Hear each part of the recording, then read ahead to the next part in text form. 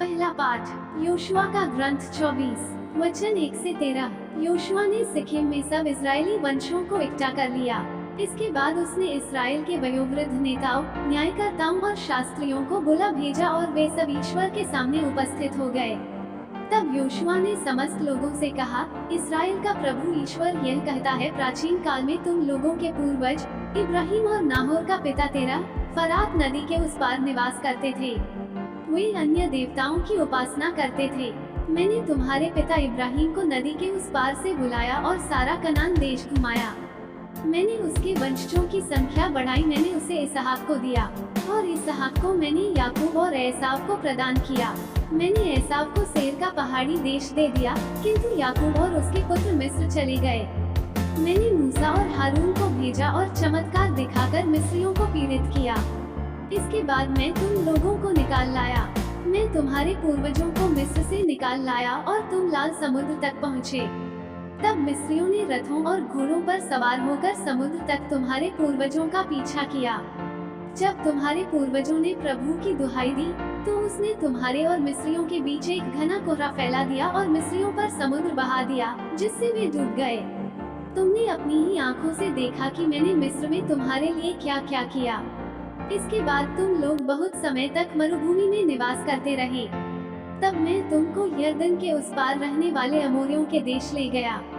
उन्होंने तुम पर आक्रमण किया और मैंने उन्हें तुम लोगों के हवाले कर दिया। तुमने उनका देश अपने अधिकार में कर लिया और मैंने तुम्हारे लिए उनका विनाश किया।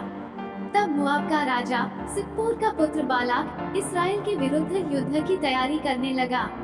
उसने तुम्हें अभिशाप देने के लिए बोआ के पुत्र बिलाम को बुला भेजा, किंतु मैंने बिलाम की बात नहीं मानी और उसे तुम लोगों को आशीर्वाद देना पड़ा।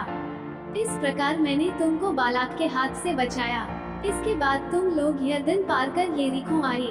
यरीको के नागरिकों, अमोरियों, परिज्जियों, कनानियों, हित्तियों, गिरगाशियों, हिव्वियों और यबूसियों ने तुम्हारा सामना किया, किंतु मैंने उन्हें तुम लोगों के हवाले कर दिया। मैंने तुम लोगों के आगे आतंक फैला दिया और इस कारण तुम्हारी तलवार और तुम्हारे धनुष के कारण नहीं, अमोरियों के दोनों राजा तुम्हारे सामने से भाग गए। मैंने तुम्हें एक ऐसा देश दे दिया जिसके लिए तुमने परिश्रम नहीं किया, निवास के लिए ऐसे नगर दे दिए जिन्हें तुमने नहीं बनाया और जीवन निर्वाह के लिए ऐसी दाखबारियों और जैतून के पेड़ जिन्हें तुमने नहीं लगाया। सुसमाचार संत मत्ती 19 वचन 3 से 12। फरीसी ईसा के पास आए और उनकी परीक्षा लेते हुए ये प्रश्न किया, क्या किसी भी कारण से अपनी पत्नी का परित्याग करना उचित है? ईसा ने उत्तर दिया, क्या तुम लोगों ने यह नहीं पढ़ा कि सृष्टिकर्ता ने प्रारंभ से ही उन्हें नर नारी बनाया और कहा कि इस कारण पुरुष अपने माता पिता को छोड़ेगा और अपनी पत्नी के साथ रहेगा और वे दोनों एक शरीर हो जाएंगे। इस तरह अब वे दो नहीं बल्कि एक शरीर है। इसलिए जिसे ईश्वर ने जोड़ा है उसे मनुष्य अलग नहीं करे। उन्होंने ईसा से कहा, तब मूसा ने पत्नी का परित्याग करते समय त्यागपत्र देने का आदेश क्यों दिया? ईसा ने उत्तर दिया, मूसा ने तुम्हारे हृदय की कठोरता के कारण ही तुम्हें पत्नी का परित्याग करने की अनुमति दी, किंतु प्रारंभ से ऐसा नहीं था। मैं तुम लोगों से कहता हूँ कि व्यभिचार के सिवा किसी अन्य कारण से जो अपनी पत्नी का परित्याग करता और किसी दूसरी स्त्री से विवाह करता है, वह भी व्यभिचार करता है। शिष्यों ने ईसा से कहा, यदि पति और पत्नी का संबंध ऐसा है तो विवाह नहीं करना अच्छा ही है। ईसा ने उनसे कहा, सब ये बात नहीं समझते, केवल वही समझते हैं जिन्हें यह वरदान मिला है। क्योंकि कुछ लोग माता के गर्भ से नपुंसक उत्पन्न हुए हैं, कुछ लोगों को मनुष्यों ने नपुंसक बना दिया है और कुछ लोगों ने स्वर्ग राज्य के निमित्त अपने को नपुंसक बना लिया है। जो समझ सकता है वह समझ ले। मनन चिंतन। विवाह एक ऐसा बंधन है जो न केवल दो मनुष्य को जोड़ता है परंतु दो परिवारों को तथा समाज को भी जोड़ता है।